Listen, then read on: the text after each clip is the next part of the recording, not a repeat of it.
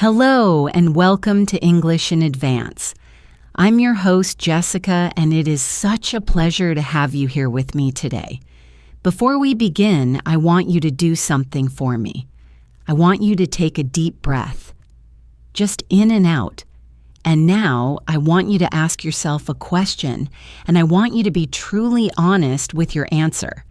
How do you feel about your English? When you think about your progress, do you feel proud, confident, and excited? Or do you feel a little stuck? Maybe you feel a lot stuck. Maybe you feel frustrated. You've been studying for years. You know the grammar rules. You've memorized lists of vocabulary. You've downloaded all the popular apps. You've been busy. You have put in the hours.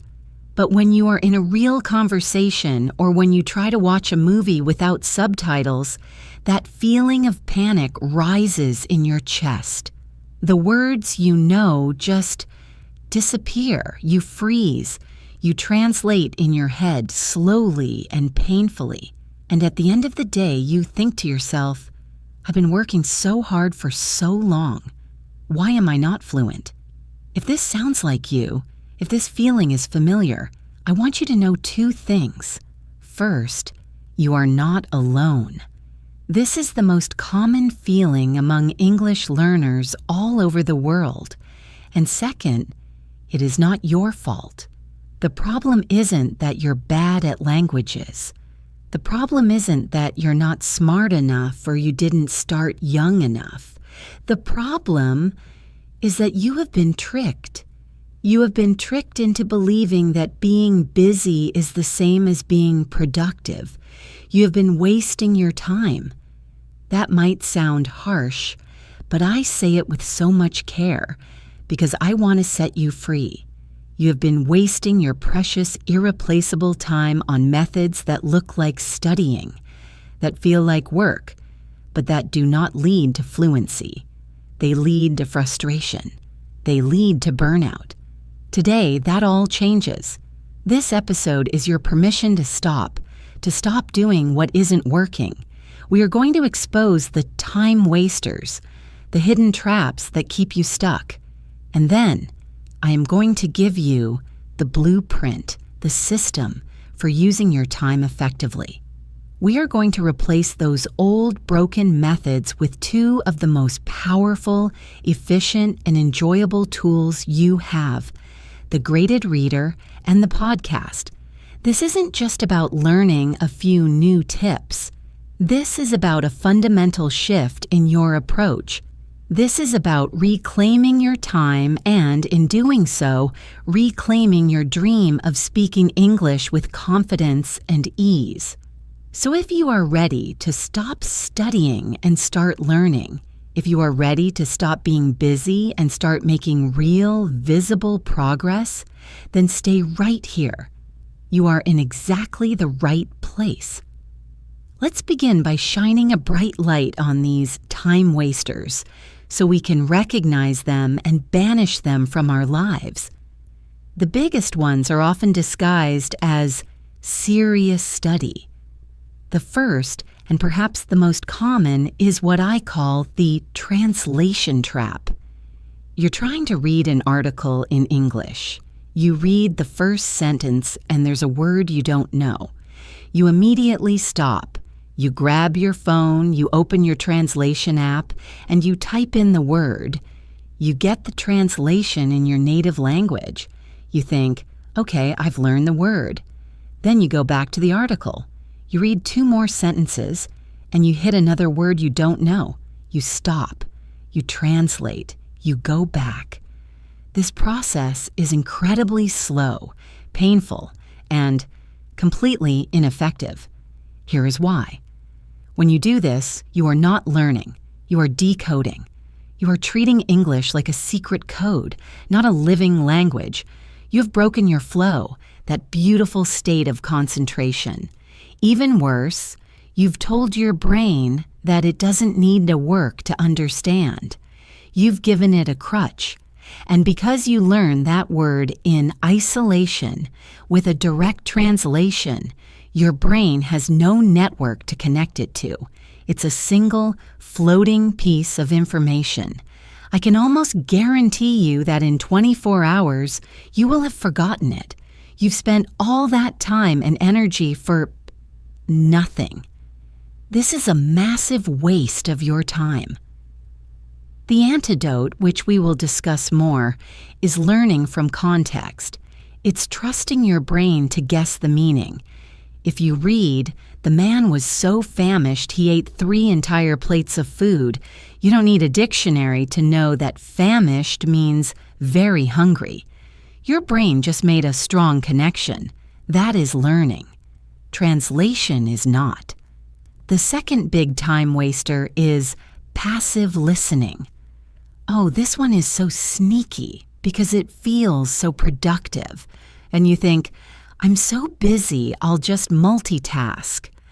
I'll play an English podcast while I drive, or I'll have the English news on in the background while I cook dinner. You have listened to English for 2 hours.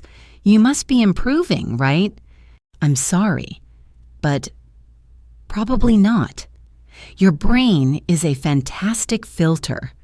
When you are not actively paying attention to something, it becomes background noise. It's like standing in a gym, watching other people exercise, and expecting to get fit. You are exposed to the sound, but you are not engaged with the meaning. Passive listening might make you slightly more comfortable with the rhythm and sound of English, which isn't completely useless, but it will not teach you new vocabulary. It will not improve your grammar, and it will absolutely not help you speak. You are lying to yourself, saying, "I studied for 2 hours," when in reality, you studied for 0 minutes. You need active listening, which is a specific focus skill we are going to build today.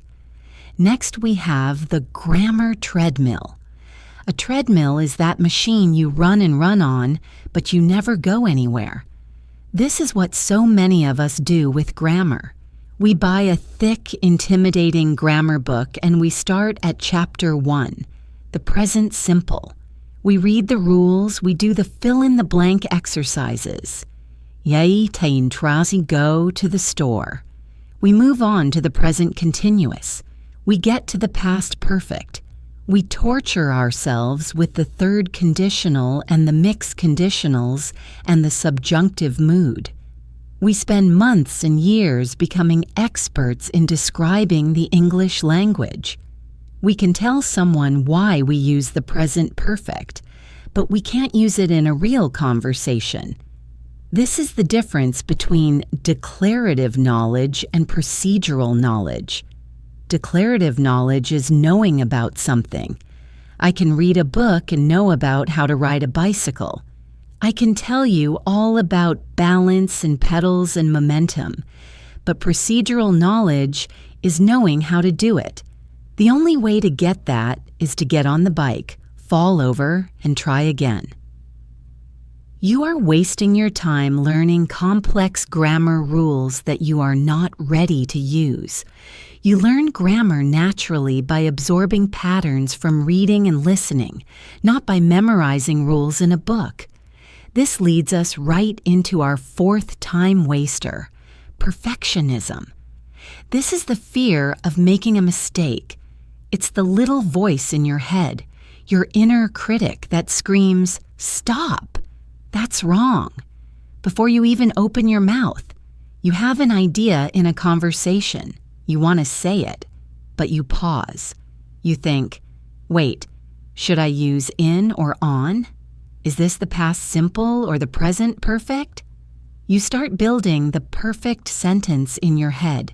You check it for errors, and by the time you are ready to speak, the conversation has moved on. The moment is lost. You remain silent and you learn nothing. Or maybe you're writing an email. You spend 30 minutes on 3 sentences. You write, you delete, you check a thesaurus for a smarter word. You check your grammar app. You are so paralyzed by the fear of looking stupid that you become incredibly inefficient. Let me tell you a secret. Mistakes are not failures. Mistakes are data. They are proof that you are trying. They are the only way you learn. Every time you make a mistake and get corrected, or even just notice it yourself, your brain makes an adjustment. Fluency is not about being perfect. Fluency is about communicating. You must embrace imperfection. Wasting time trying to be perfect is the slowest, most painful way to learn. And let me add one more common time waster: app hopping, or what I call shiny object syndrome. You hear about a new revolutionary language app. You download it. You use it for 3 days. You get bored. Then you see an ad for a new online course that promises fluency in 3 months. You sign up, you watch 2 videos, then you hear about another app. This is not learning, this is the illusion of progress. You are spending all your time preparing to learn and shopping for tools instead of actually doing the work. You are wasting time and, very often, wasting money. So we have the translation trap, passive listening, the grammar treadmill, perfectionism, and app hopping. These are the black holes that are sucking up your time and energy. The solution is not to find more time. We all have busy lives. The solution is to redirect the time we already have. We are going to trade these low-value, passive, frustrating activities for high-value, active, and enjoyable ones. This is where our first hero comes in, the graded reader. This might be a new concept for some of you, so let me explain it carefully. A graded reader is a book, a real story, that has been carefully written or adapted for English learners at a specific level. The vocabulary, the grammar, and the sentence structures are all simplified and controlled. You can find graded readers at level A1, beginner, A2, B1, intermediate, B2, and all the way up. They can be adaptations of classic stories like Moby Dick or Jane Eyre, or they can be modern thrillers, romances, or science fiction stories written just for learners. Now, I know what your ego might be saying. Jessica, I'm an adult, I'm a professional, I'm not a child. I want to read real books, not easy books. This thought process, this ego, is your enemy. It is wasting your time. Let me ask you, what happens when you, as a B1 learner, pick up a popular native-level novel? You run straight into the translation trap. You are stopping on every sentence to look up words. It's exhausting. It's not fun. You read 5 pages, you get a headache, and you quit. You never finish the book. You have learned almost nothing, and you feel defeated. The magic of a graded reader is that it is comprehensible. This is the most important concept in language learning, made famous by the linguist Stephen Krashen. It's called comprehensible input. The idea is beautifully simple. We learn a language when we understand messages. We learn when we receive input, that is, reading or listening, that is just one step above our current level. He calls this I+1. I is your current level, and +1 is that little bit of new, understandable challenge. When you try to read that native-level novel, you are not getting I+1. You are getting I+50. Your brain is overwhelmed and it shuts down. It's stressful. But when you pick up a graded reader at the correct level for you, you understand 90 to 95% of the words. You can follow the story. You are not stressed. You are enjoying it. You get lost in the plot. You care about the characters. And what about that 5 to 10% of new words? You don't need to look them up. You can guess their meaning from the context, almost automatically. Let's imagine you are reading and you see this sentence. The detective was suspicious of the man.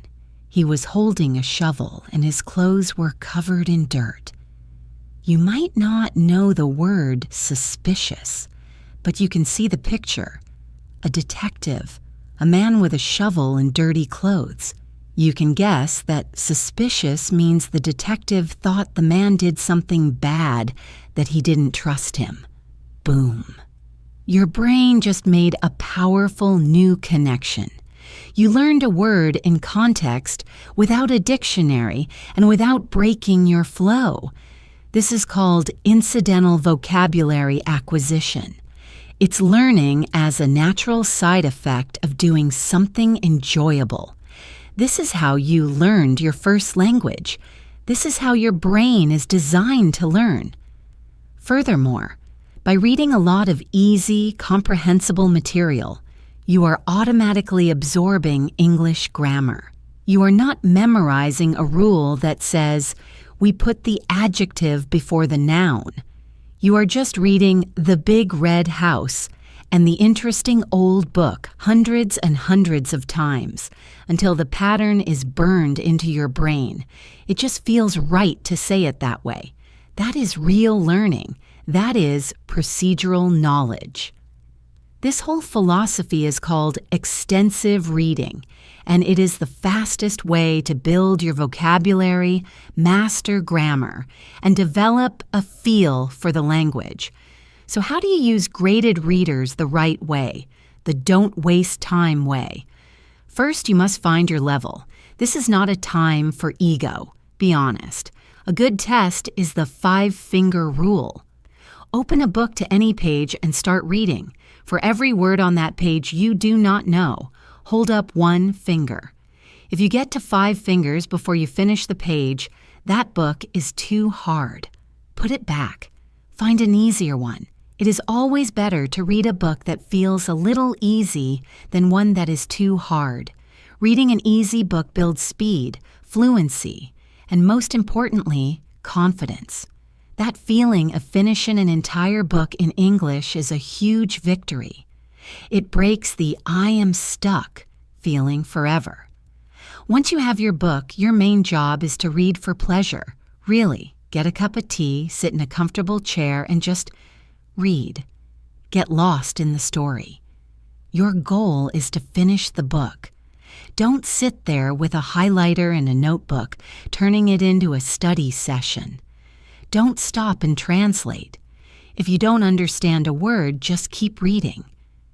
The context will either explain it later or it wasn't an important word. Just read, read, read. But because this is English in advance, we are going to add an active layer on top of this. We are going to use this input to directly build our output, our speaking. Here is your first technique. The active chapter summary. After you finish a chapter, close the book. Just set it down. Now, I want you to speak out loud to the empty room. Yes, out loud. This is crucial. I want you to summarize what just happened in that chapter. You can start with simple phrases like, in this chapter, the main character, David, went to London. He was looking for his sister. He met a strange woman on the train. I think she was. It does not matter if it is perfect. You will make mistakes. You will hesitate and say, ugh. This is not a test. This is practice. You are forcing your brain to go back, retrieve the new vocabulary and sentence structures you just absorbed, and use them. You are practicing the skill of narrating, of describing past events, which is a massive part of real-world speaking. If you do this for every single chapter, by the time you finish one book, you will have given yourself hours of targeted speaking practice. Let's try it very briefly. Imagine you just read a chapter where a young chef named Anna burns the most important cake of her career, just 1 hour before a big competition. She is panicking, but then her old grandmother gives her a secret recipe. Okay, pause this podcast right now and just say 1 or 2 sentences out loud summarizing that. Go ahead. Welcome back. Did you say something like, Anna burned the cake for the competition? She was very worried, but her grandmother helped her with a new recipe? If you did, congratulations. You just took passive input and turned it into active speaking. That is productive. Here is a second, even more powerful technique: predicting. When you get to an exciting part or right before you finish a chapter, pause. Close the book and again speak out loud. Predict what you think will happen next. Okay, so I think the detective is going to go to the factory because he thinks the man with the shovel works there. I predict that Anna's new cake will be even better than the first one. This is fantastic practice. You are practicing future tenses, going to, will, and you are practicing logical language like because and so. And the third technique is shadowing the audio. Many graded readers come with an audio CD or an MP3 download of the book being read aloud. This is pure gold. Your first step is to just listen to the audio while you read along in the book. This connects the written word you see with the spoken sound you hear. It's fantastic for pronunciation. But the real magic is the second step, shadowing.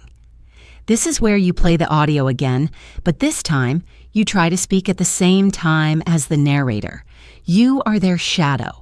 You are trying to copy their voice perfectly, not just the words, but the music of the language, the rhythm, the intonation, the way the words connect.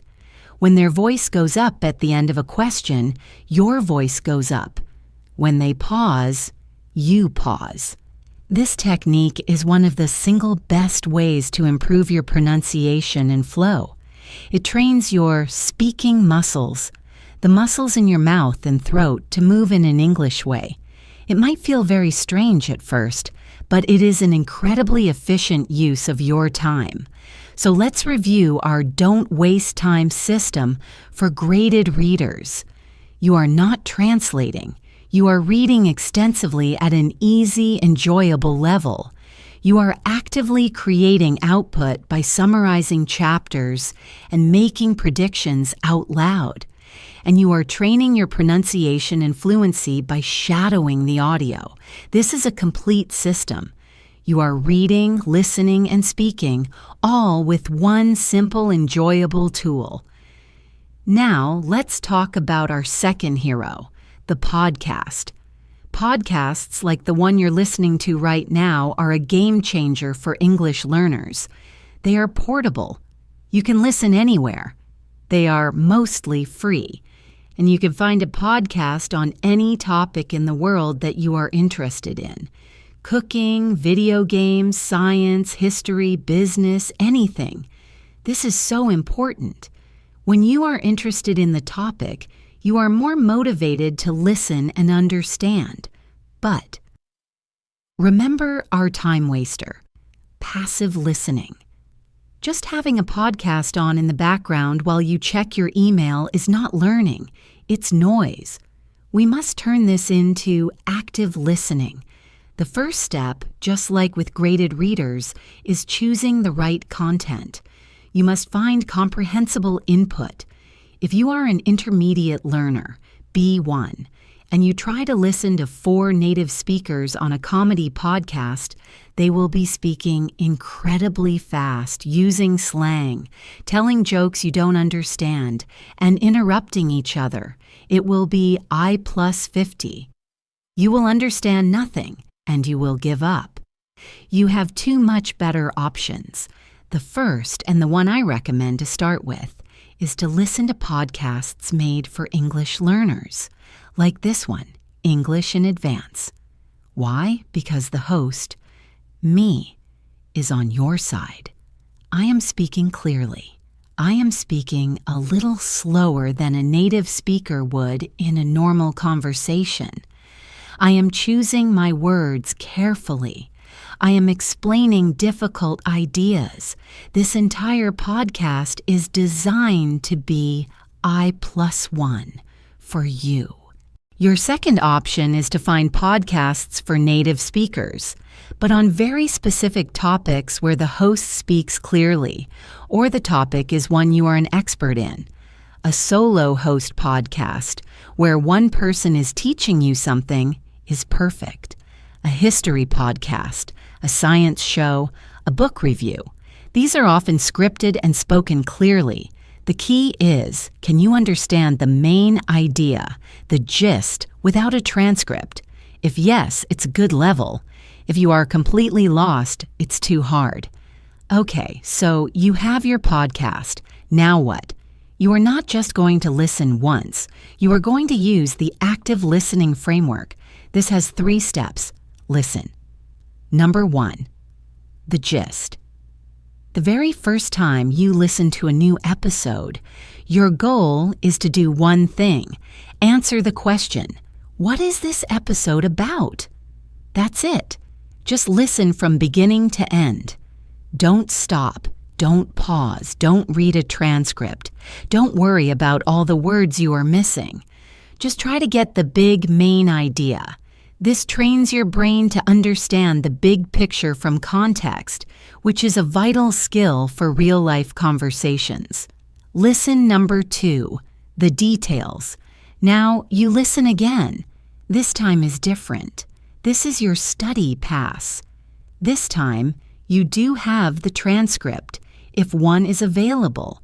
You listen and you read along. When you hear a new word or an interesting phrase, you pause. You look at the word in the transcript. You see how it's used in the sentence. Now is the time to look it up in a dictionary, an English-to-English dictionary if you can. Then you get your active notebook. Do not just write the word. That's a waste of time. You must write the chunk or the full sentence. So if you hear me say, you have been tricked into believing something, you don't just write, tricked. You write, to be tricked into believing something. You see that into is the preposition that follows. That's the chunk. Then, to make it even stronger, you write your own sentence. I was tricked into buying a bad product. Now, you own that phrase. You will never forget it.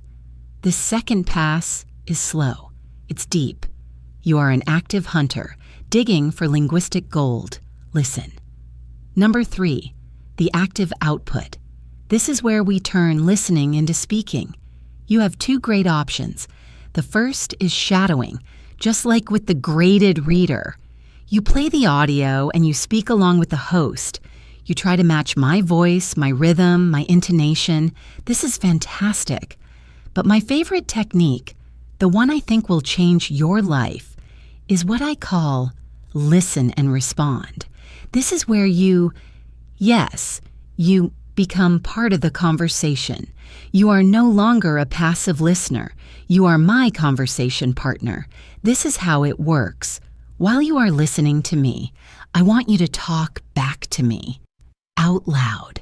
Let's practice right now. I am the host. I am going to make a statement. I believe that living in an English-speaking country is the only way to become truly fluent. Okay, I just said that. Now I want you to pause this podcast and respond to me. Out loud, do you agree? Do you disagree? Tell me why. You could say, I disagree, Jessica. I think it helps, but many people become fluent online. Or you could say, I agree. It is the best way because you are immersed. It doesn't matter what you say. It only matters that you speak. Go ahead, pause and respond. Welcome back. How did that feel? A little strange? Maybe. But what did you just do? You had to listen and understand. You had to form an opinion. You had to find the vocabulary. You had to structure a sentence. And you had to produce speech. You just did a full, complex communication workout. You just had a conversation. You can do this with any podcast. You are listening to a news podcast. The host says, "The city has decided to close the old library." A passive listener just hears this. An active listener pauses and responds. Close the library? Why? That's a terrible idea. Libraries are so important for the community. You just practiced expressing an opinion. You are listening to a podcast about food. The host says, "Today I'm going to teach you my recipe for the perfect pizza." You pause. You ask a question. "Oh, pizza? What kind of pizza? I hope it's not with pineapple. What ingredients do I need?" You just practiced asking questions. You are listening to a self-improvement podcast. The host says, "You should wake up at 5 a.m. every morning." You pause. You argue. "No way. I am not a morning person. I think sleep is more important. I work better at night." You just practice disagreeing and stating a preference. This listen and respond technique is the ultimate time saver. You are turning your 40-minute commute into a 40-minute speaking lesson. You can practice for hours and hours every single week, even if you do not have a speaking partner. You are not waiting for permission to speak. You are taking the opportunity. You are forcing your brain to personalize the language, to connect it to your thoughts, your opinions, and your life. This is the fastest way to build real, spontaneous speaking skills. So we now have our two powerful active tools, graded readers and podcasts. We have our don't waste time strategies for both, active summarizing, predicting, and shadowing for our readers, and the 3-listen framework and listen and respond for our podcasts. The final and most important piece of the puzzle is how to build this into your real, already busy life. A goal like "I want to be fluent" is not useful. It's too big, too vague. You need a system. A system is something you do every day. A system is what leads to the goal. Let's build a don't waste time daily system. It doesn't need to be long. In fact, it's better if it's short. We are looking for consistency, not intensity. Practicing for 4 hours one Saturday is a terrible strategy. You'll be exhausted, you'll hate it, and by next Wednesday, you'll have forgotten 80% of it. That is the forgetting curve. But practicing for 30 minutes every single day, that is how you build a habit. That is how the learning compounds. Here is your 30-minute active learning block. You can do it all at once or split it up. Minutes 1 to 15. Active podcast listening. You are making breakfast or you are on the bus to work. You put on your chosen podcast. You are not just passively listening. You are responding. You are having a conversation with the host. You are answering their questions. You are arguing with them. That is 15 minutes of solid speaking practice. Minutes 16 to 25. Active graded reading. Sometime during your day, maybe on your lunch break or right before you go to sleep. You do not pick up your phone to scroll social media, which is the ultimate time waster. You pick up your graded reader. You read one chapter. You just enjoy the story. You guess the new words from context. Minutes 26 to 30. Active output. You put the book down. You set a timer for 5 minutes, and you speak. You summarize the chapter you just read. In this chapter, detective, or you summarize the podcast you listened to that morning. This morning, the host was talking about, and I disagreed when she said, "That's it, 30 minutes." In that 30 minutes, you have practiced active listening, reading for pleasure, vocabulary acquisition, grammar absorption, and speaking. You've done more real learning than someone who studied for 2 hours by passively watching a movie and filling in grammar worksheets. The key is to attach this new habit to an existing one. This is called habit stacking. Don't just hope you'll find time. You won't. You have to make time. So your rule is, after I pour my morning coffee, I will do my 15 minutes of active podcast listening. Or, after I brush my teeth at night, I will read 1 chapter of my graded reader. Connect it to something you already do. You also need to design your environment for success. Make your good habits easy and your bad habits hard. Put your graded reader on your pillow so you can't go to sleep without seeing it. Put your podcast app on the front screen of your phone and log out of the social media apps that waste your time.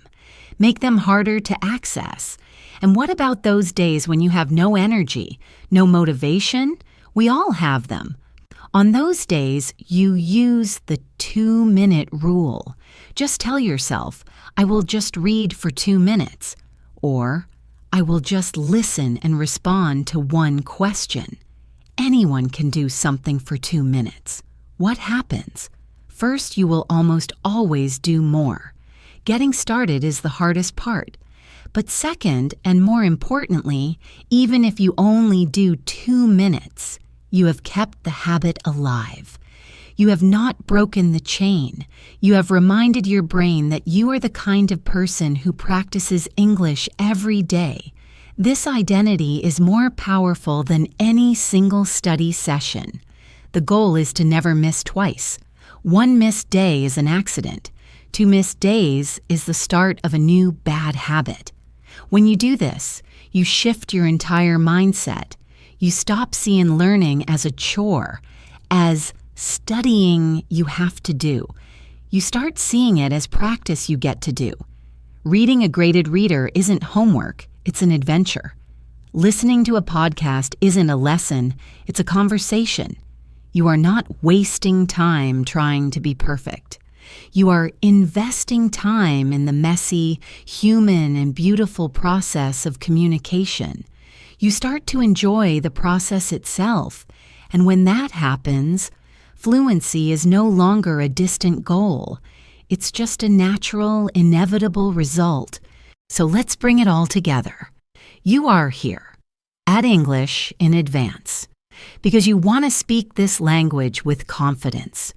But for a long time, you've been trapped, confusing activity with achievement. You've been spinning your wheels, wasting your time on passive, isolating, and perfectionistic methods. That ends today. You now know exactly what wasting time looks like. The translation trap, passive listening, the grammar treadmill, perfectionism, and app hopping. You can see them, and you can avoid them. And you now have a clear, powerful, and enjoyable system to replace them. You are going to become an extensive reader. You will use graded readers at your level to absorb vocabulary and grammar naturally. You will read for pleasure, and you will speak out loud, summarizing and predicting, to turn that input into output. You are going to become an active listener. You will use podcasts, starting with comprehensible ones, to train your ear. You will use the 3-listen framework to hunt for details, and you will use the listen and respond technique to have active conversations, turning your listening time into powerful speaking practice. Anytime, anywhere. You are going to build a system, a simple 30-minute daily habit stacked onto your existing routine. You will be consistent, not intense. You will be compassionate with yourself, but you will not miss twice. Your time is your most precious, non-renewable resource. You cannot make more of it. All you can do is decide how to invest it. So please stop wasting it. Stop giving it to methods that only give you frustration in return. Invest it. Invest it in active, engaging, comprehensible, and joyful learning. Invest it in yourself. Here is your mission for this week. I don't want you to just be inspired by this episode. I want you to take action. Your homework is twofold. First, I want you to go online and find one graded reader at your level. Just find one. Second, I want you to find one new podcast for English learners that you find interesting. That's it. Find your tools. And my second request is for you. If this episode was helpful, if it changed your perspective, please take a moment to subscribe or follow this podcast, English in Advance. By subscribing, you are making a promise to yourself that you will show up, and you are allowing me to be your guide on this journey. And finally, let's make this a conversation. Be part of this community. Leave a comment or send us a message. Tell me, what is one time waster you are going to stop doing this week? And what is one active step, maybe summarizing a chapter or responding to a podcast, that you are going to start doing? I read every comment, and your story could be the one that motivates another listener just like you. Thank you so much for investing your valuable time with me today. I'm Jessica. Keep learning, keep practicing, and use your time well. I cannot wait to see you in the next episode.